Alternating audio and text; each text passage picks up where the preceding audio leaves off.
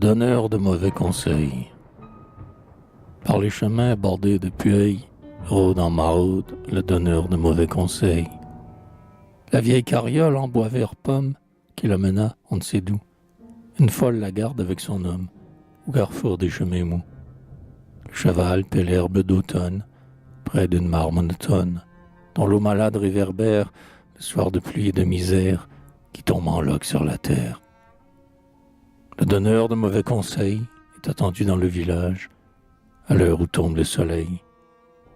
Il est le visiteur oblique et louche, qui, de ferme en ferme, sa bouche, quand la détresse et la ruine ronflent en tempête sur les chaumines.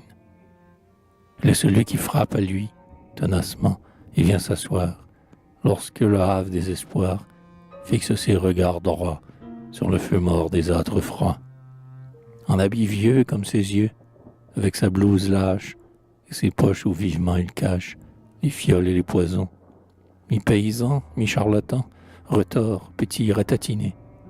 Mains finaudes, ongles fanés, et les grains ainsi qu'un texte, les faux moyens, les prétextes, et les foisons des mauvaises raisons.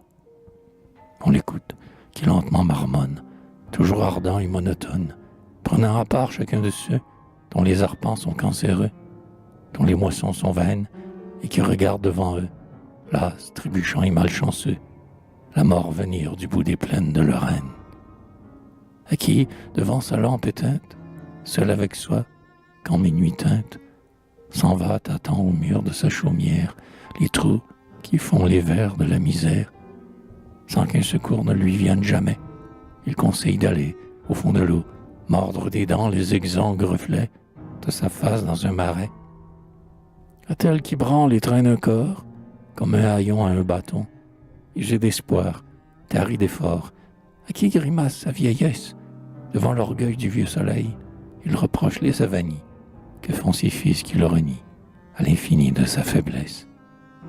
Il pousse au mal la fille ardente, avec du crime au bout des doigts, avec des yeux comme la poix, et de regards qui violentent.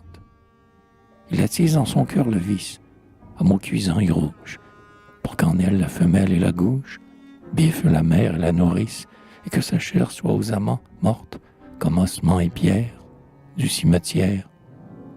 Aux vieux couples qui font l'usure, depuis que les malheurs ravagent les villages à coups de rage, il vend les moyens sûrs. Et la ténacité qui réussit toujours à ruiner hameaux et bourgs, quand, avec l'or tapis au creux de l'armoire crasseuse ou de l'alcôve immonde, on s'imagine, en un logis lépreux, être le roi qui tient le monde. Enfin, il est le conseiller de ceux qui profanent la nuit des saints dimanches. En broutant les sandis à leur grange de planches, il indique l'heure précise où le tocsin sommeille autour d'église, où seul, avec ses yeux insoucieux, le silence regarde faire. Ses gestes secs et entêtés numérotent ses volontés, et l'ombre de ses doigts semble lignée d'entailles, le crépi blanc de la muraille.